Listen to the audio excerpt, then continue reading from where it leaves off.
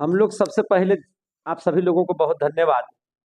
और आज हम लोग पढ़ने जा रहे हैं 1857 की क्रांति की असफलता में। मैंने 3 बातें कल नहीं बताई थी, तो उसको उसको आज पहले पूरा कर देते हैं। कोई दिक्कत? तो आप सभी बच्चों को बहुत बहुत धन्यवाद है। आप सभी लोग बहुत अच्छे से पढ़ाई कर रहे हैं। और आप सभी लोग जिस तरह से आप लोग पढ़ाई कर रहे हैं उसको थोड़ा सा ध्यान से आप लोग को देखते जाना। देखिए, कल यही पढ़ाई कर रहे थे हम लोग, और कल आप लोगों ने, सारे बच्चों ने पढ़ा था कि 1857 की क्रांति में असफलता के कारण में आप लोगों ने ध्यान दिया था कि इसकी ये क्रांति, इतनी बड़ी क्रांति असफल कैसे हो गई है। तो उसमें हमने 7 बिंदु बनाया था। सबसे पहला नेतृत्व, दूसरा जो है देखिए संगठन, तीसरी सहभागिता, चौथी परिस्थितियां, उद्देश्य और विस्तार। इसमें कल हम लोगों ने अध्ययन कर लिया था नेतृत्व, कि हमारे यहाँ के नेतृत्व और अंग्रेजों के नेतृत्व में, दोनों में बहुत ज्यादा फर्क होने की वजह से कहीं ना कहीं हम क्रांति में असफल हो चुके थे। इसके बाद संगठन जो था, भारतीय क्रांतिकारियों की तुलना में अंग्रेजों का जो संगठन था वह काफी बलशाली था, काफी मजबूती तरीके से था, और हम लोगों का संगठन जो है उतना कामयाब नहीं था। तो एक असफल होने का यह भी कारण था। तीसरा चीज था सहभागिता। तो सहभागिता में भी हम लोगों ने देखा था, है ना, कि हमारे यहाँ के 3 तरह के लोग थे। एक जो था, जिन्होंने समर्थन तो सभी ने किया था, इस बात को हम मानते हैं, लेकिन कुछ वर्ग जो थे जो तटस्थ रहे थे, और कुछ लोगों ने क्रांतिकारियों के खिलाफ, माने भारतीयों के खिलाफ अंग्रेजों का समर्थन किया था, अंग्रेजों के प्रति स्वामी भक्ति रखी थी। परिणाम ये हुआ कि हम जो है से क्रांति में असफल हो गए। और चौथी बात हम लोगों को पढ़ना था परिस्थितियों के बारे में, जो हम पढ़ा ही रहे थे। देखिए यहाँ पे लिखे हुए हैं, जो हम क्या कर रहे थे, पढ़ा रहे थे। तो चलिए परिस्थितियों पर हम लोग चर्चा कर लेते हैं। हाँ, संसाधन पढ़े थे हम लोग। संसाधन में एक बात पढ़े थे कि हमारे पास संसाधन की भी व्यवस्था उतनी तगड़ी नहीं थी जितना अंग्रेजों का था। हमारे पास जो बंदूकें थी, हमारे पास जो कारतूस थे, वह जो है अंग्रेजों के द्वारा लूटे गए बंदूक और कारतूस थे। हमें समय पर न अत्याधुनिक हथियार मिलता था। हमारे संसाधन में लड़ाई करने के लिए तलवार, भाला, बर्छी, यही सब न चीज हुआ करता था। जबकि अंग्रेजों का अपना प्रशासन, अपनी व्यवस्था, अपना जेल, अपनी सेना, साथ में प्लस में भारतीय सेना, है ना। वे लोग सेना को एक स्थान से दूसरे स्थान तक ले जाने के लिए उनको किसी से इजाजत लेने की जरूरत नहीं पड़ती थी, है ना। प्रशासन में उनका जो है से जमावड़ा बहुत कस के लगा हुआ था। सीधा बैठ जाइए। जमावड़ा बहुत कस के रहता था। वो क्रांतिकारियों को देखने के बाद ही गोली मारने का आदेश दे दिए थे, जबकि क्रांतिकारियों को अपने, है ना, हथियार को भी छुपा करके एक स्थान से दूसरे स्थान तक ले जाते थे।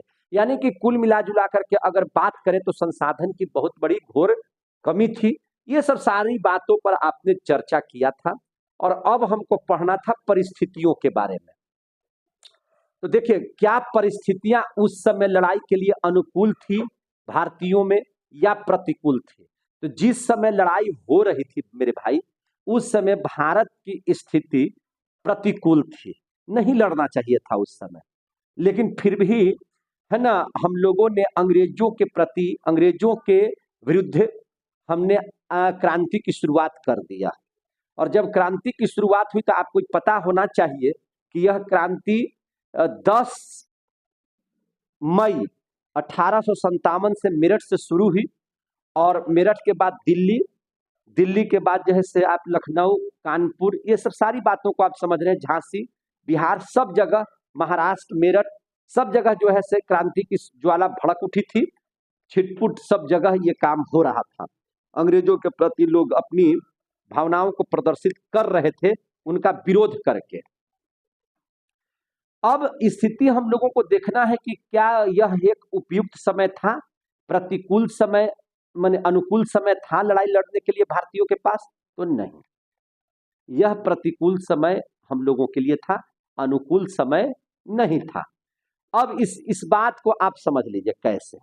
देखिए, स्थिति ये क्या है कि अंग्रेजों के पास एक सीमित सेना थी, लेकिन उसका इस्तेमाल बड़े तरीके से उसने किया था।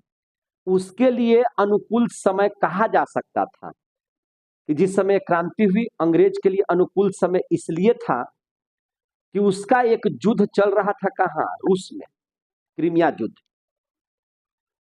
आपको चीन में भी युद्ध चल रहा था, अफीम युद्ध। और अंग्रेजों की बहुत सारी सेनाएं, लाखों की संख्या में जो सेनाएं थी, वो सब मने विदेशों में थी और वह युद्ध जो है लड़ रहे थे। लेकिन हुआ यूं कि जिस समय भारत में ये क्रांति की शुरुआत हुई, तब तक अंग्रेजों ने उस युद्ध को जीत लिया था, चाहे वह रूस का क्रीमिया युद्ध हो, रसिया का, या चीन का जो है से अफीम युद्ध। अब इनकी सेना का वहां कोई विशेष काम नहीं था। अंग्रेजों ने उस ब्रिटेन की सेना को, अंग्रेजी सेना को, सबको कहां बुला लिया, भारत। सबको कहां बुला लिया, भारत। मैंने लाखों की संख्या में भारतीय क्रांतिकारियों को दबाने के लिए पूरी की पूरी सेना को यहां पे बुला लिया गया। भारत की जो नौसेना है वो है ही नहीं, जबकि नौसेना जो समुद्र में लड़ाई करता है, जबकि समुद्र के रास्ते ब्रिटेन की नौसेना आ करके भी भारत के क्रांतिकारियों को दबाने का काम किया। उनके हथियार आने लगे, उनके गोले बारूद आने लगे। नौसेना जो है ब्रिटेन से सारी माल जो है समुद्र के रास्ते भारत में उतारने लगे, तोप उतारने लगे, अत्याधुनिक हथियार उतारने लगे। जबकि भारत के पास नौसेना नहीं होने की वजह से वो समुद्र में लड़ाई नहीं कर पाए। अगर हमारे यहाँ नौसेना होता तो ये सब जो सामान आ रहा था उसको रोकने का प्रयास करता कि नहीं करता? कुछ हद तक तो डिस्टर्ब समुद्री जहाज को होता कि नहीं होता।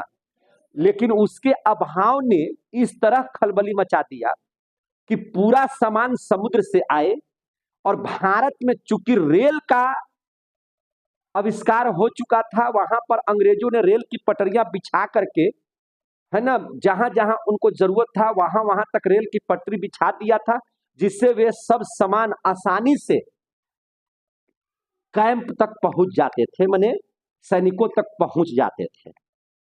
जबकि क्रांतिकारियों को ये सुविधा नहीं मिल पा रही थी।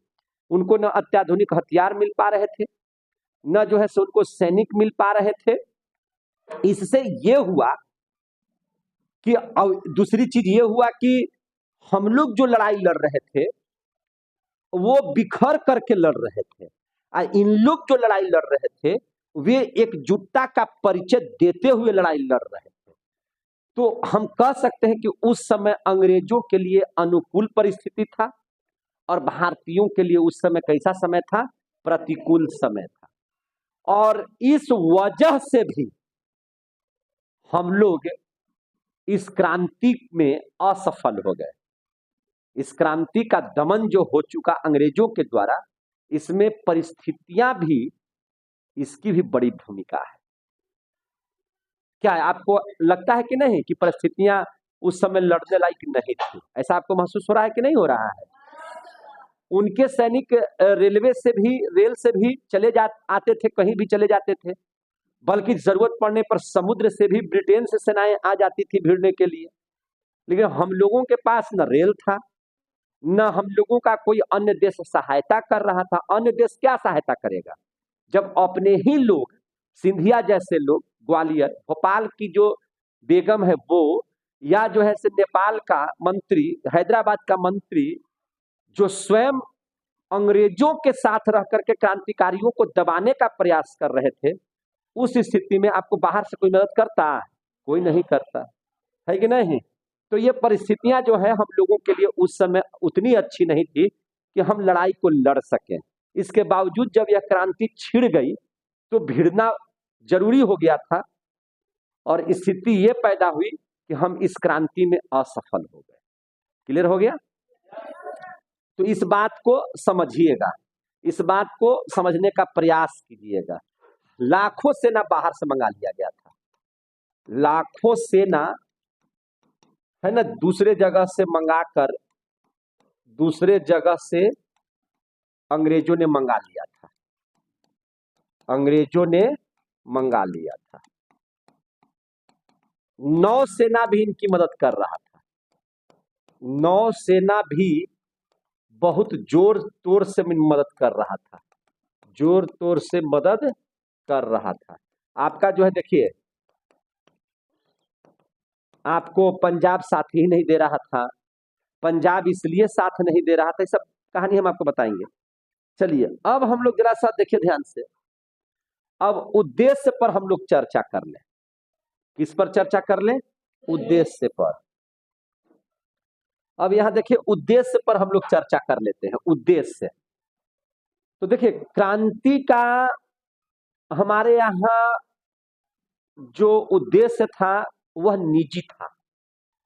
हम ये नहीं कह रहे हैं कि इन लोगों ने लड़ाई नहीं लड़ी, या इन लोगों का शौर्य में किसी भी तरह की कमी थी, या ये लोग बहुत अच्छे से है ना मैंने जी चुरा करके लड़ाई लड़ रहे थे, साहस का परिचय नहीं देते, यह बात नहीं है। साहस तो इतनी भरी हुई थी, शौर्य तो इन लोगों के पास इतना ज्यादा था कि अंग्रेजों को छक्के छुड़ा रहे थे ये लोग। ये अंग्रेजों को तबाह करने के लिए काफी थे, अंग्रेज है ना, अंग्रेज इनसे डरते थे। चलिए अब परिस्थिति को समझ लिए तो उद्देश्य में समझिए, नाना साहेब क्रांति क्यों कर रहे थे? तो नाना साहेब क्रांति इसलिए कर रहे थे कि भैया हमको पेशवा घोषित करो और हमको या तो पेंशन दो। अगर क्या पेंशन और पेशवा का पद मिल जाता तो ये क्रांति करते? नहीं करते। क्या करते कि नहीं करते? नहीं करते, है कि नहीं? लेकिन इनको पेशवा का पद नहीं मिला, पेंशन नहीं मिला, तब इन्होंने अंग्रेजों के खिलाफ बिगुल फूका है। अब आप चले आइए लखनऊ। बेगम हजरत महल क्रांति क्यों किया? चूंकि झूठ सच इल्जाम लगा करके इसके पति को गद्दी से उतार दिया गया था, बेगम हजरत महल के पति को, और निर्वासित कर दिया गया था। अगर इसके पुत्र को, बेगम हजरत महल इनके पुत्र को अगर वहां का शासक मान लिया जाता तो क्या यह लड़ाई लड़ती? नहीं लड़ती। अब आप जरा देखिए, झांसी में अगर जो राजा गंगाधर राव की मृत्यु के बाद जब झांसी में गोद लिया हुआ जो पुत्र थे, अगर उनको गद्दी पर बैठा दिया जाता और झांसी के किला को अगर नहीं हड़पा जाता तो रानी लक्ष्मीबाई क्रांति करती? नहीं करती। आप वीर कुंवर सिंह को देखिए, अगर जमींदारियों पर इनका संकट नहीं होता तो क्या ये अंग्रेजों से लड़ने की जरूरत पड़ती? नहीं पड़ती। यहां पर हम भारतीय जितने भी क्षेत्रीय नेतृत्वकर्ता के लोग थे, सब अपने कोई न कोई एक उद्देश्य से लेकर के लड़ रहे थे, और सबों का उद्देश्य अपना अपना उद्देश्य था, और तब जाकर के ये क्रांति मैंने कर रहे थे और अंग्रेजों को भगाने का प्रयास कर रहे थे। जबकि अंग्रेजों का सिर्फ एक ही उद्देश्य था, किसी भी तरह क्रांति को दबा देना, किसी भी तरह क्रांति को दबा देना। उसका उद्देश्य जो था, उसका जो उद्देश्य था अंग्रेजों का हर हाल में क्रांति को क्या करना? क्रांति को दबाना। वह एक उद्देश्य से चल रहा था। उसका उद्देश्य क्या था? अंग्रेज का उद्देश्य एक था। उद्देश्य क्या था? एक था, क्रांति को दबाना। और जहां पे मेरी सेना कमजोर पड़ रही है वहां पर अन्य जगह से सेना बुला करके वहां पर जाकर के उसको कुचल दे रही थी। यानी कि उसकी हर सेना, उसके हर लोग एक दूसरे की मदद कर रहे थे और क्रांतिकारी को दबाने का प्रयास कर रहे थे, जबकि भारतीय राजाओं में इस तरह की बात नहीं हो रही थी। भारतीय राजा है ना, भारतीय नेतृत्वकर्ता जो है सिर्फ अपने है ना क्षेत्र को बचाने में लगे थे और इनको मदद करने के लिए कोई बाहरी सेना नहीं आ रही थी, या कोई राजा रजवाड़े की भी सेना नहीं आ रही थी, कोई पब्लिक इनको सपोर्ट करने के लिए नहीं आ रही थी। ये खुद दम पर, अपने दम पर लड़ाई लड़ रहे थे। अगर ये लोग भी एक दूसरे की अगर सहायता करते, जैसे वीर कुंवर सिंह पूरी सेना लेकर के आपको बेगम हजरत महल के यहाँ चले जाते, बेगम हजरत महल और झांसी की रानी ये सब जो है सब लेकर के पूरा सेना बिहार में आ जाती, तो शायद अंग्रेजों को महंगा पड़ सकता था। लेकिन हम लोग टुकड़ियों में बटे रहे और अंग्रेजी सेना जो है वह एक उद्देश्य लेकर के चली कि किसी भी स्थिति में भारतीय क्रांतिकारी को दबा देना, इनको उठने नहीं देना है, इनके फन को कुचल देना है। उसका एक उद्देश्य था। जबकि हमारा उद्देश्य अगर सबको ही बना लेते कि किसी भी स्थिति में अंग्रेजों को कबाड़ करके फेंक देना है, इंडिया से भगा देना है, भारत से भगा देना है, और टोटल लोग मिलकर के लड़ाई कर लिए होते, तो शायद 1857 की क्रांति में ही अंग्रेजों का अंतिम क्रांति होता और अंग्रेज को ब्रिटेन भागना पड़ता।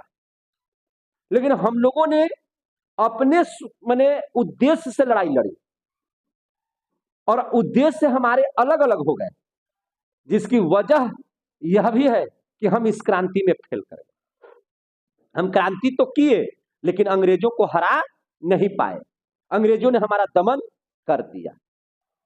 क्लियर हो गया? यानी कि अपने उद्देश्य, हमारा उद्देश्य एकात्मक नहीं हुआ, हमारा उद्देश्य अलग अलग बातों पर रुक गया। जिनका कोई उद्देश्य नहीं था, अंग्रेज उससे डिस्टर्ब नहीं हो पा रहे थे, वैसे लोग क्रांति में भाग ही नहीं लिए। जिनकी जमींदारी नहीं छीनी गई वे लोग क्रांति में भाग लिए ही नहीं। जिनको अंग्रेजों से कोई मतलब नहीं रहा वे लोग क्रांति में भाग लिए ही नहीं। भाग तो वो लोग लिए जिनको अंग्रेजों ने क्रश किया था। और ऐसी स्थिति में एकात्मकता नहीं रहना, उद्देश्य से भटक जाना, यह भी इस क्रांति की असफलता का एक बहुत बड़ा कारण हो सकता है। हो सकता है कि नहीं हो सकता है? क्लियर हो रहे हैं आप लोग? अब जरा हम लोग चले, अगर हम लोग देखें विस्तार, अब हम लोग देख लेते हैं विस्तार। अब आपको हम बार बार बता रहे हैं कि इसका विस्तार, यह क्रांति संपूर्ण भारत में हो रही थी या कुछ ही हिस्सों में बहुत ज्यादा हो रही थी? यह क्रांति तो कुछ ही हिस्सों में बहुत ज्यादा हो रही थी। यह क्रांति बहुत ज्यादा विस्तार नहीं हो पा रही थी। सबों को लड़ाई लड़ने के लिए किसी के द्वारा न्योता भी नहीं दिया गया था। कोई प्लानिंग नहीं हुआ, कोई प्लानिंग नहीं हुआ। अगर कुछ लोगों ने एकरूपता दिखाई, मीटिंग किया, और आपको याद होगा कि नाना साहब, तात्या टोपे, वीर कुंवर सिंह, झांसी की रानी लक्ष्मीबाई जैसे महान क्रांतिकारियों ने, एक बेगम हजरत महल ने, ये सब लोगों ने, बहादुर शाह जफर ने, बख्त खान ने, खान बहादुर खान कहते हैं, या मेरठ सिंह ने, या जितने भी लोग थे, सारे लोगों ने जब एक डेट तय किया था कि हम अपनी लड़ाई 31 मई से शुरू करेंगे। कब से शुरू करेंगे? 31 मई से शुरू करेंगे। बात समझिए, 31 मई 1857 लड़ाई लड़ने का एक डेट रखाया था कि नहीं रखाया था? बात समझिएगा। जब तय किया गया, मीटिंग में यह गोलबंद किया गया, मीटिंग में यह बात तय हो गई है ना, बैठक में तय हो गई कि हम अपनी क्रांति की शुरुआत हर जगह से 31 मई 1857 को करने जा रहे हैं, तो मुझे बताइए कि 10 मई को फिर मेरठ से क्यों शुरू हो गया? कोई लोग 4 जून से क्यों शुरू किए? यानी कि एक दूसरे की बात हम लोगों ने नहीं माना। और याद रखिए, 31 मई जब डेट रखाया था और संजोग से अगर उस दिन क्रांति शुरू हो जाती तो अंग्रेज को भागना पड़ जाता यहां से। चूंकि अगर 31 मई को क्रांति की शुरुआत का डेट रखाया और मेरठ में भी, राजस्थान के कोटा में भी, महाराष्ट्र में भी, बिहार में भी, कानपुर में, लखनऊ में, झांसी में, आ रहा समझ में, अगर सब जगह क्रांति एक बार शुरू हो जाता तो हमको बताइए अंग्रेज अपनी सेना कहां कहां लगाता? सेना की संख्या हर जगह घटती कि नहीं घटती? और अगर एक जगह सेना मैंने अगर एक जगह सेना को लगाता तो बाकी जगहों पर सफलता मिलती कि नहीं मिलती? लेकिन ऐसा हुआ? एक लड़ाई लड़ लिया 10 तारीख को, बस अंग्रेज ने पूरी सेना भेज दिया 10 तारीख को यहाँ, और इसको एक आधे 2 घंटा में कुचल दिया, 1-2 दिन में कुचल दिया, और वहां अपना किला पर झंडा फहराया। और उसके बाद अब तैयारी में है कि अब कहां आंदोलन करता, बस कानपुर आ गया तो बस कानपुर पहुंच गया, लखनऊ हुआ तो लखनऊ पहुंच जा रहा था। यानी कि अगर एक डेट में जहां जहां भी कम से कम जितने भी 22 से 23 जगहों पर क्रांति की शुरुआत किया था लोगों ने, अगर एक डेट में करता तो अंग्रेज की सेना छोटी हो जाती और हम लोग क्रांति को जीत जाते, जबकि ऐसा नहीं है कि नहीं। यानी कि आपस में हम लोगों का जो संगठन था वो तो कमजोर था ही, इसकी पूरी बातें जो है सभी लोगों को पता भी नहीं बताया गया कि कैसे कैसे हम लोग लड़ाई लड़ेंगे, इसका विस्तार कहां तक होगा, कौन कौन से लोग इसमें भाग ले रहे हैं, है ना, जो बुझा रहा है, जिसको कष्ट हो रहा है वही लड़ाई लड़ ले रहा है। इस स्थिति में इस क्रांति का जितना विस्तार होना चाहिए था उतना विस्तार नहीं हुआ, है ना। उत्तरी भारत में, उत्तर भारत में, है ना, पूर्वोत्तर राज्य में भी से कुछ राज्यों में यह क्रांति तो कुछ ढंग का काम कर रही थी, लेकिन संपूर्ण जगहों पर यह क्रांति का विस्तार नहीं होने की भी वजह से यह क्रांति को हम अगर असफल कहें तो कोई बात नहीं है, यह क्रांति असफल रही, समझे कि नहीं।